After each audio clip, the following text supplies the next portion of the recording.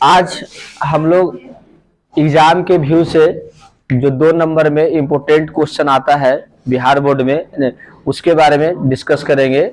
और वो फिजिक्स का क्वेश्चन है, चैप्टर 1 है, जिसको हम वैद्युत आवेश एवं क्षेत्र कहते हैं। ब्लर दिख रहा है कि चलिए, तो 2 नंबर में कौन कौन सा क्वेश्चन आने वाला है ना, ये गेसिंग किया हुआ है ना। इसमें ये परीक्षा में आने का चांस ज्यादा है, ये नहीं कर रहे हैं कि 100% आएगा, लेकिन आने का संभावना इसका क्या है, ज्यादा है। और इसी से कोई क्वेश्चन रहेगा, इस चैप्टर का यदि क्वेश्चन रहेगा तो यही सब रहेगा, और बाकी चैप्टर का फिर अगले नेक्स्ट क्लास में डिस्कस करेंगे। तो देखिए 8 क्वेश्चन है दिए हैं, जो 2 नंबरी वाला सब है 2 नंबर में आने वाला। सब क्वेश्चन को पहले पढ़ देते हैं, उसके बाद सबका आंसर भी बताएंगे बढ़िया से, है ना। खाली लास्ट तक आप लोग क्लास में बने रहिएगा। खाली पहला क्वेश्चन है दो समान धन विद्युत आवेश के निकाय के बल में विद्युतीय बल रेखा खींचे। यानी इलेक्ट्रिक फील्ड लाइन खींचना है। इलेक्ट्रिक फील्ड लाइन उसके लिए खींचना है जिसमें 2 पॉजिटिव चार्ज रहेगा। 2 क्या रहेगा, पॉजिटिव चार्ज रहेगा। तो उसका इलेक्ट्रिक फील्ड लाइन कैसा खींचाएगा। दूसरा क्वेश्चन है विद्युत द्विध्रुव आघूर्ण को परिभाषित करें तथा इसका एसआई मात्रक लिखें।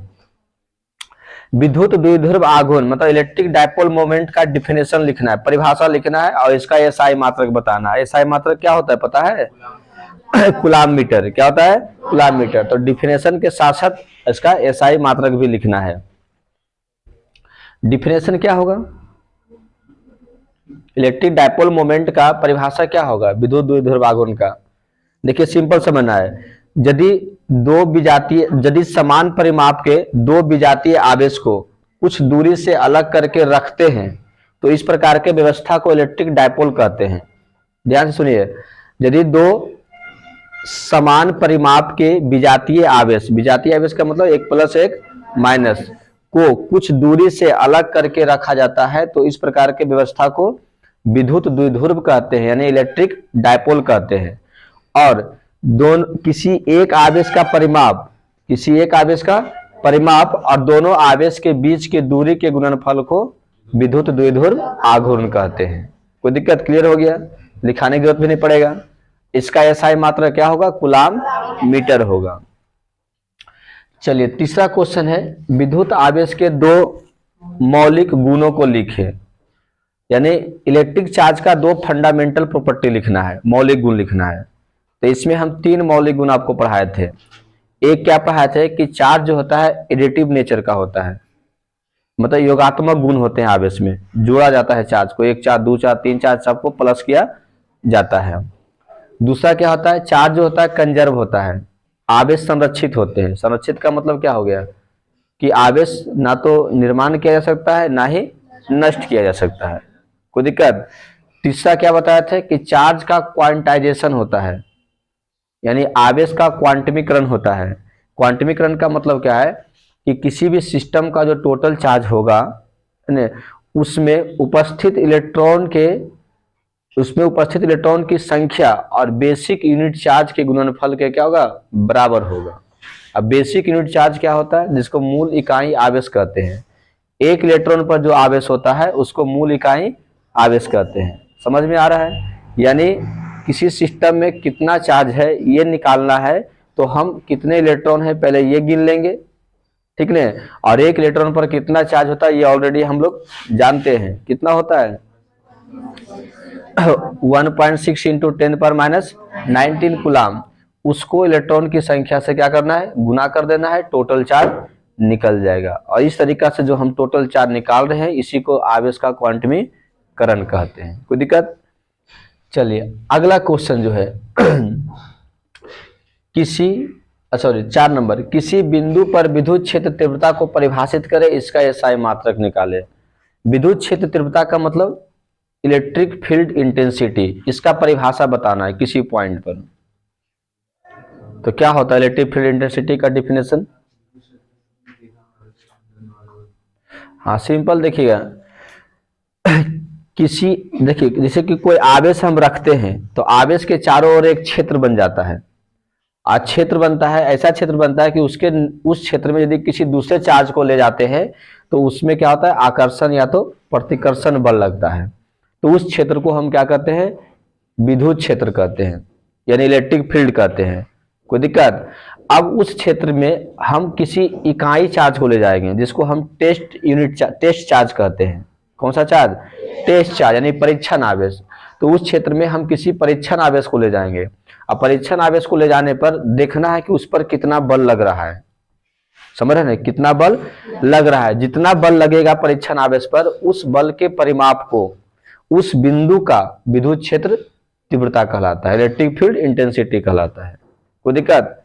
यानी विद्युत क्षेत्र तीव्रता का किसी बिंदु पर, विद्युत क्षेत्र में किसी बिंदु पर इकाई आवेश को लाने पर जो उस पर विद्युत बल लगता है, उस विद्युत बल के परिमाप को क्या कहते हैं? विद्युत क्षेत्र तीव्रता कहते हैं। ये सब रिवीजन हो रहा है, सब पढ़ाया हुआ है। विद्युत क्षेत्र तीव्रता कहेंगे। अब विद्युत क्षेत्र तीव्रता का परिभाषा कैसे हो जाएगा?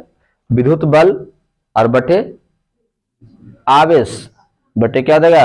आवेश, यानी ई बराबर एफ बटे क्यू होता है। कोई दिक्कत? ई बराबर एफ बटे क्या होता है? क्यू होता है।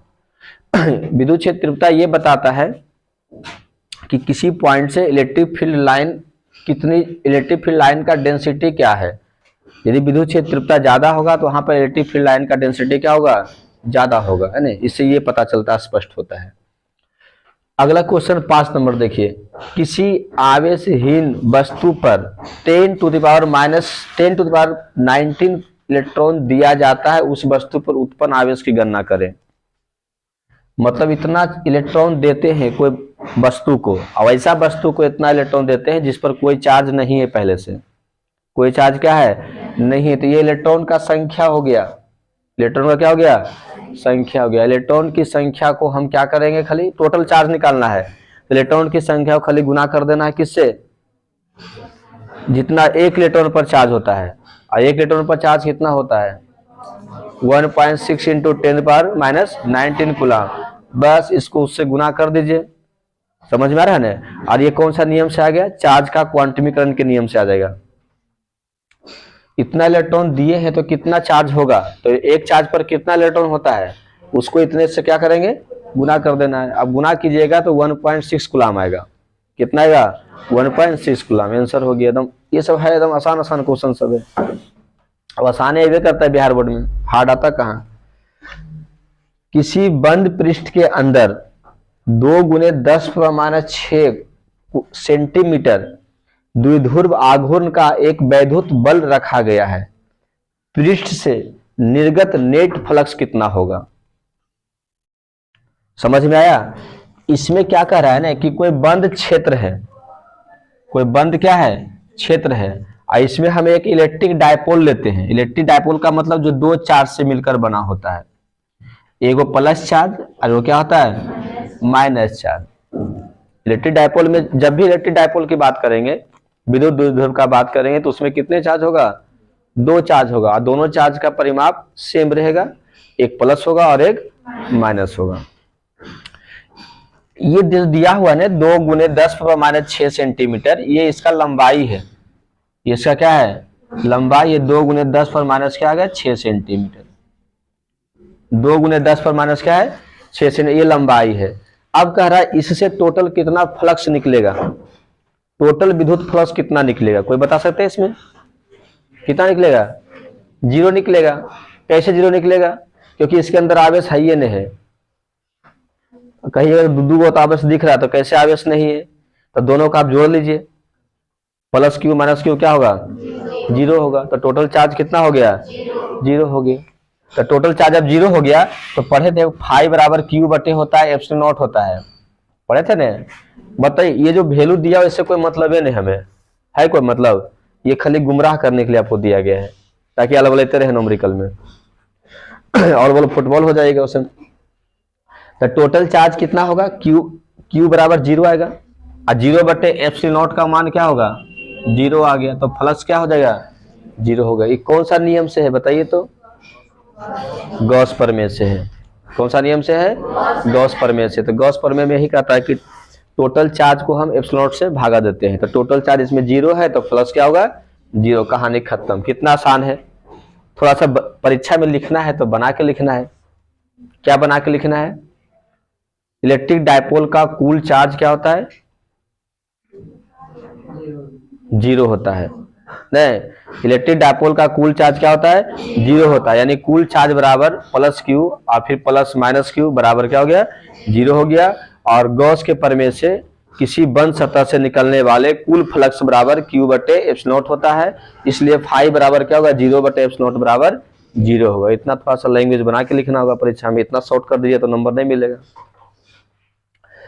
अब आइए विद्युत फ्लक्स को परिभाषित करें, इसके एसआई मात्रक लिखे। विद्युत फ्लक्स का क्या होगा परिभाषा? विद्युत फ्लक्स का डिफिनेशन लिखना है, परिभाषा लिखना है। तो परिभाषा क्या होता है इसका? देखिए, किसी सतह से उत्पन्न कुल विद्युत क्षेत्र क्या होता है? किसी सतह से उत्पन्न कुल विद्युत क्षेत्र तीव्रता को, है ना, और उस सतह के क्षेत्रफल के गुणनफल को हम क्या कहते हैं? विद्युत फ्लक्स कहते हैं। या सिंपल भाषा में देखा जाए तो किसी सतह से उत्पन्न कुल विद्युत क्षेत्र तीव्रता को हम क्या बोलते हैं? विद्युत फ्लक्स कहते हैं। क्या बोलेंगे? विद्युत फ्लक्स। अब विद्युत फ्लक्स कौन सा होता है? सदिश राशि की अदिश राशि? कौन सा राशि?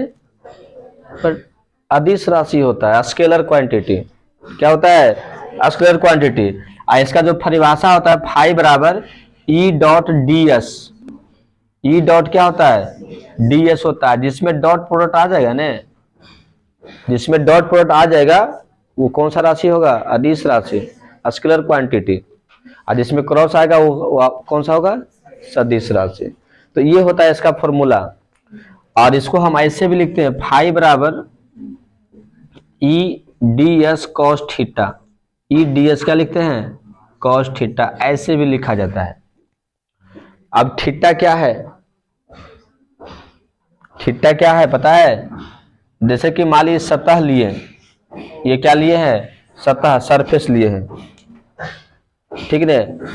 जब ये सतह हम लिए हैं तो इससे इस प्रकार से इलेक्ट्रिक फील्ड लाइन निकल रहा है। सुनिए, ये निकल रहा है इलेक्ट्रिक फील्ड लाइन, ई बराबर है, इसी सतह पर एक परपेंडिकुलर खींचना है।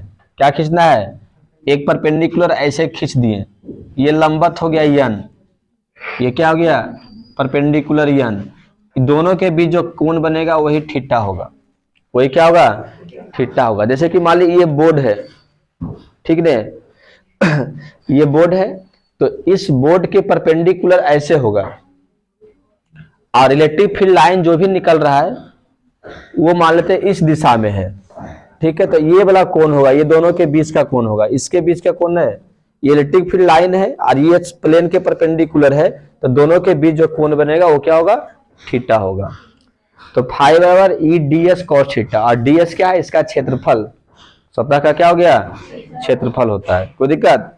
तो ई बराबर क्या है? इलेक्ट्रिक फील्ड इंटेंसिटी, विद्युत क्षेत्र तीव्रता। ये लिखना होगा इतना कर कर। पहले परिभाषा लिखिएगा, फिर ये फिगर बनाइएगा, फॉर्मूला लिखिएगा, और फिर सबके बारे में बताना है। ई विद्युत क्षेत्र तीव्रता है, डी एस क्या है? सतह का क्षेत्रफल है, और थीटा क्या है? विद्युत क्षेत्र रेखा या विद्युत क्षेत्र रेखा, ठीक है, तथा सतह के लंबवत के बीच का कोण है। कोई दिक्कत? अब इसी में बताइएगा, यदि विद्युत क्षेत्र रेखा सतह के समानांतर होता है, विद्युत क्षेत्र रेखा यदि सतह के क्या होता है? समानांतर होता है, तो विद्युत फ्लक्स क्या होगा? क्या होगा? जीरो होगा। कैसे? तो सतह के जब समानांतर रहेगा तो ऐसे रहेगा, और सतह के लंबवत ये होता है, दोनों के बीच कोण क्या बनेगा? 90 डिग्री। और कोण जब 90 डिग्री बनेगा तो cos 90 का मान जीरो, तो वहां पर विद्युत फ्लक्स क्या होगा?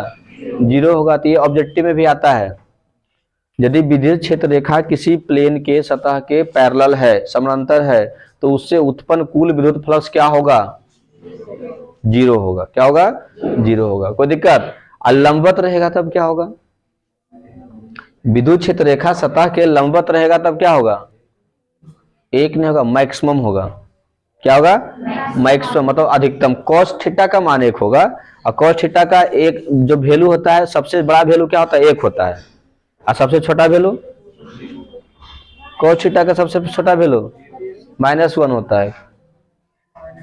क्या होता है? -1 होता है, और सबसे बड़ा वैल्यू +1 होता है। तो जब cos थीटा का सबसे बड़ा वैल्यू आ जाएगा तो विद्युत फ्लक्स भी क्या होगा, सबसे ज्यादा होगा, मैक्सिमम होगा। तो वहां पर विद्युत फ्लक्स क्या होगा, मैक्सिमम। कब? जब विद्युत क्षेत्र रेखा सतह के लंबवत रहेगा तब। कोई दिक्कत? उसके बाद देखिए ये वाला बच गया है, एगो शुरू अंतिम वाला, मुक्त आकाश की विद्युतशीलता का मात्रक एवं विमीय सूत्र लिखे। इसमें परीक्षा में आपको खाली मात्रक लिखना है। मुक्त आकाश की विद्युतशीलता का मतलब होता है, मुक्त आकाश की विद्युतशीलता कर रहा है, चुंबकशीलता नहीं, विद्युतशीलता है। एप्सिलॉन नॉट मतलब पढ़ाए थे ना, एप्सिलॉन नॉट का एसआई मात्रक लिखना है और उसका विमीय सूत्र लिखना है। तो खाली लिखना है एसआई मात्रक विमीय सूत्र, लेकिन याद नहीं रहेगा। आज याद कीजिएगा, कल भूल जाएंगे, जल्दी याद नहीं रहेगा। तो इसको कैसे निकालना है वो सिखा देते हैं।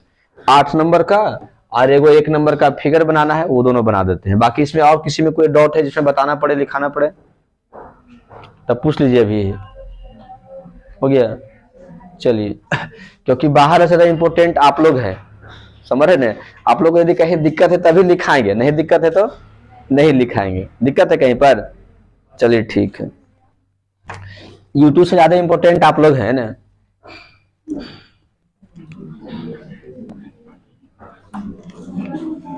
तो खाली बताना है 1 नंबर वाला और 8 नंबर वाला।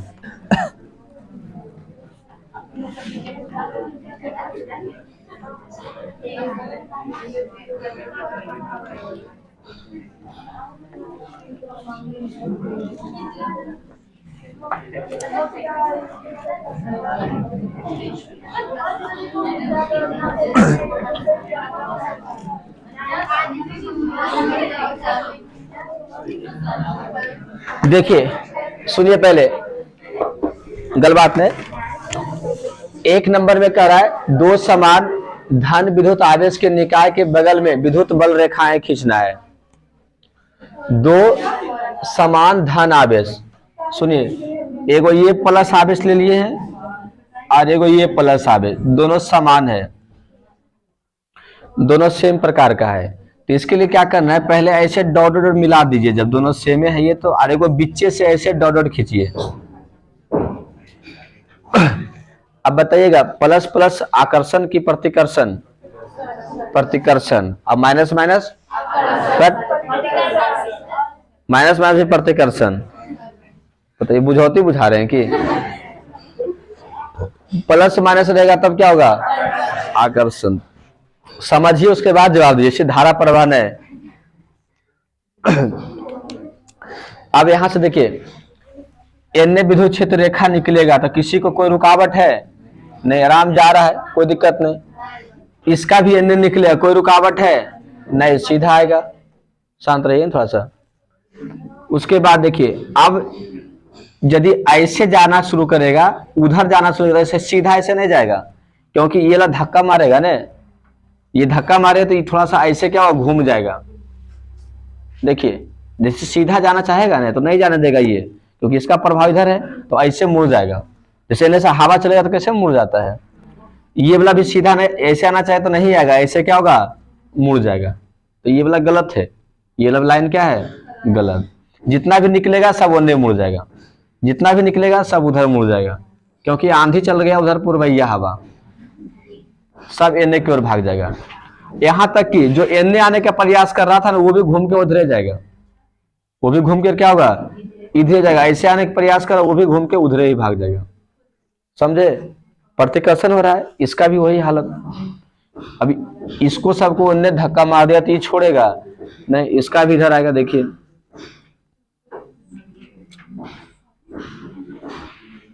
सबको घुमा घुमा के इधर लाइए, सबको घुमा घुमा कर इधर लाइएगा, कोई दिक्कत, इस तरह से हो जाएगा। अब बात किया जाए इस पर इलेक्ट्रिक फील्ड क्या बनेगा, बताइए। तो इस लाइन के बीच में ये 0 होगा, इस पर क्या होगा, 0। ये भी दोनों का बात बराबर है। मतलब देखिएगा, कहीं कोई देश का बॉर्डर है उसको बोलते हैं ना 0 पॉइंट, 0 लाइन। नहीं, देश का यदि कहीं बॉर्डर उसको क्या बोलते हैं, 0 लाइन बोलते हैं। मतलब ने इधर का अधिकार है ना तो उधर का अधिकार है, वहां पर जाइए एकदम मरा जाइएगा। चलिए, तो ई बराबर यहाँ पर क्या हो जाएगा, 0 होगा, यही हो गया 0 लाइन, बॉर्डर हो गया। कोई दिक्कत? और यही प्लस इसका यही इतने आंसर हुआ, कहानी का तब 2 नंबर मिल जाएगा। फिगर बना दिया, 2 नंबर क्या हो गया, मिल गया। लेकिन यदि गलती से प्लस माइनस वाला आ गया तब क्या होगा?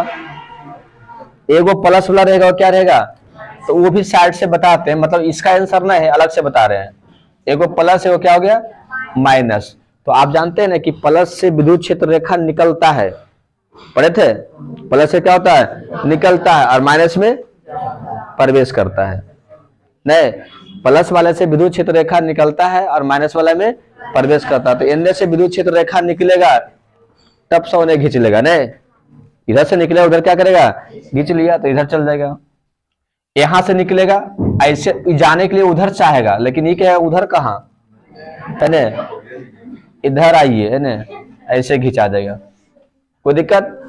यहां से निकलेगा फिर उधर खींचा जाएगा इस तरह से, फिर ऐसे निकलेगा वो भी खींचा गया, इधर से निकलेगा इधर चला जाएगा।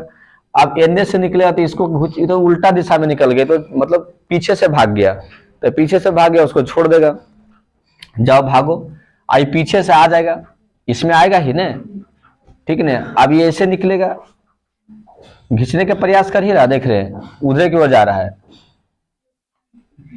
और ये इधर से क्या होगा, चाहे को वहां घूम रहे आते ऐसे करके इधर टान लेगा सब, इसमें सब आ रहा है माइनस वाले में, अब प्लस वाले में सब क्या कर रहा है, भाग रहा है, सब क्या कर रहा है, भाग रहा है। तो प्लस माइनस रहेगा तो ऐसा खिंचाएगा, और दोनों प्लस रहेगा तो ऐसा खिंचाएगा, कोई दिक्कत? तो परीक्षा में दोनों में से ये, जैसे हम ये दिए हैं भी इंपोर्टेंट क्वेश्चन में, हो सकता है ये आ जाए, ये तो गेस कर रहे हैं ना। चलिए ठीक है, ये भी बन ही जाएगा।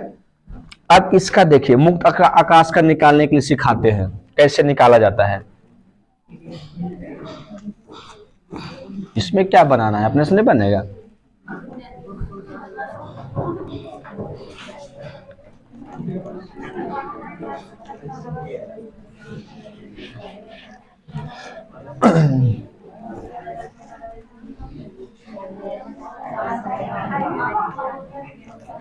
देखिए मुक्त आकाश की विद्युतशीलता का किसका निकालना है, विद्युतशीलता का एसआई मात्रक।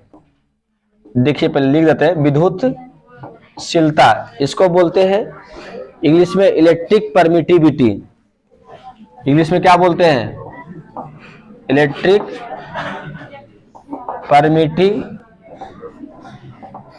परमिटिविटी।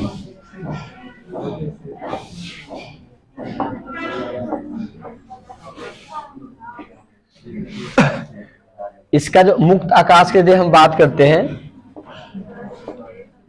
यदि मुक्त आकाश रहेगा ना तो इसको इप्सिलॉन नॉट से लिखते हैं, इप्सिलॉन नॉट से करके लिखा था ऐसे।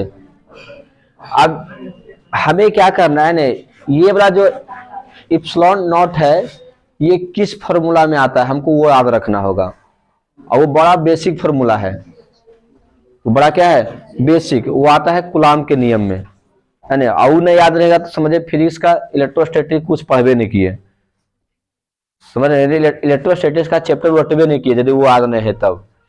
तो कूलाम के नियम से पढ़े थे, इलेक्ट्रिक फोर्स बराबर, यह बराबर 1/4 पाई इप्सिलॉन और Q1 गुने Q2 बटे R²। ये फॉर्मूला बेसिक है। अच्छा बताइए, ये फॉर्मूला किसको किसको याद नहीं है, जो हाथ उठाना है, जिसको याद नहीं है।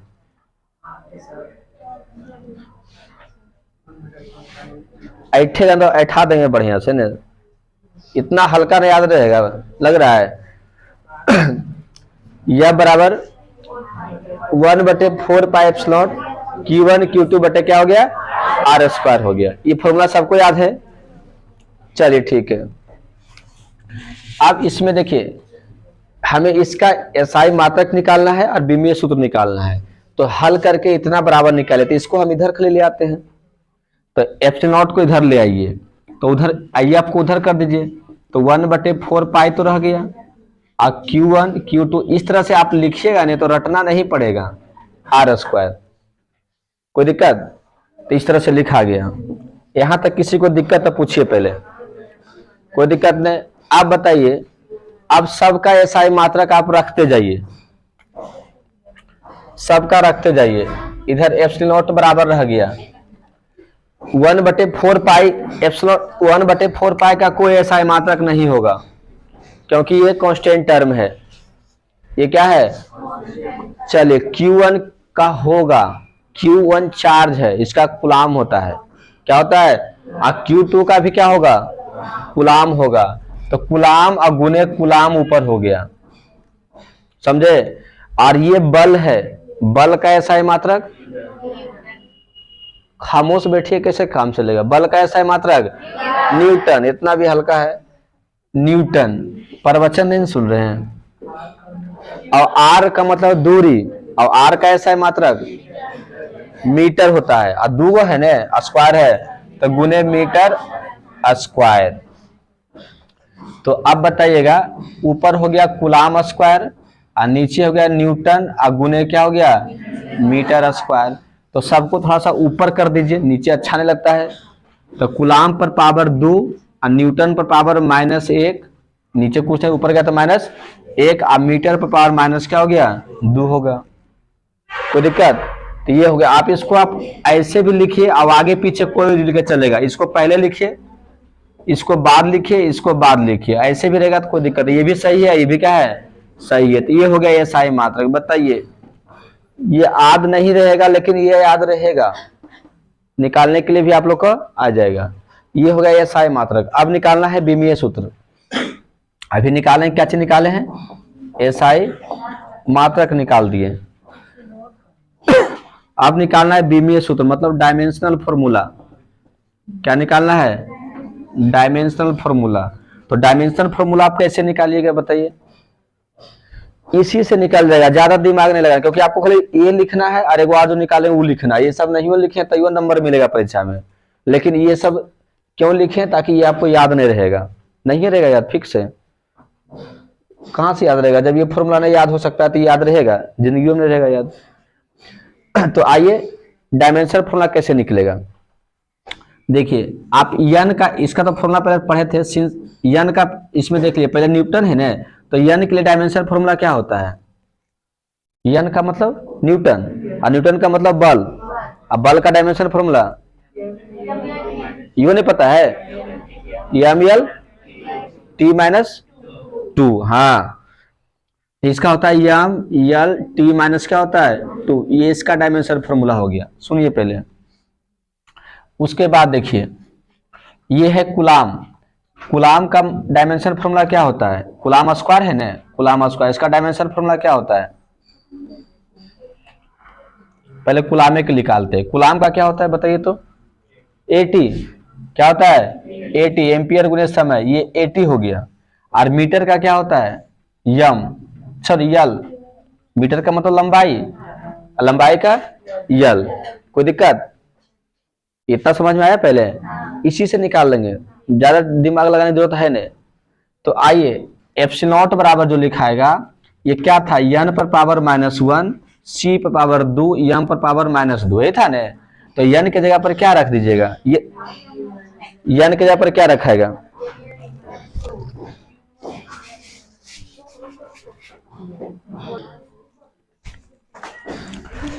देखिए, न्यूटन के जगह पर ये रखाएगा तो हो जाएगा ml t-2, t-2 और सब पर पावर -1 नहीं, सब पर पावर -1। और c के जगह पर होगा AT, AT पर पावर क्या हो जाएगा? 2, क्योंकि c पर पावर 2 है। c पर क्या है? 2 है। और बताइए सॉरी यम के जगह पर क्या रखा है? यल। और यल पर पावर माइनस क्या होगा? 2, क्योंकि यम पर पावर -2 है। अब सबको हल कर दीजिए। तो देखिए, यम पर पावर -1 होगा, अंदर आएगा तो यल पर पावर भी -1 हो जाएगा, और टी पर पावर -+2, और ए पर पावर 2 और टी पर पावर भी 2, दोनों पर आ जाएगा ना, दो पावर। और फिर यल पर पावर -2। अब थोड़ा सॉल्व कीजिए। यम इसमें कई गो है? एक ही गो है, तो रखिए जैसे यम है, यम पर पावर -1। यल कई गो है इसमें? 2 गो, यहाँ पर, इस पर -1, इस पर -2, तो जुड़ जाएगा ना। तो माइनस क्या हो गया? 3। तो यल पर पावर हो गया -3। और उसके बाद ए पर पावर कई गो है? एक ही गो है, तो ए पर पावर 2 और टी पर कितना है 2 2 4, तो टी पर क्या हो गया 4। ये हो गया डायमेंशनल फॉर्मूला। बताइए ये वाला याद कीजिए तो याद रहेगा, बनाने निकालने के लिए आना चाहिए। आप देखिए इसमें आगे पीछे भी रहे तो कोई दिक्कत नहीं, पहले यल बाद में यम रहे तो कोई दिक्कत क्या है नहीं, खाली पावर सेम डायमेंशन सेम होना चाहिए। समझ रहे हैं? हो सकता है कि आपका कोई निकाला है तो ए बाद में टी पहले कर दिया तो कोई दिक्कत नहीं, सब एक ही है। समझ में आ गया? चलिए ठीक है।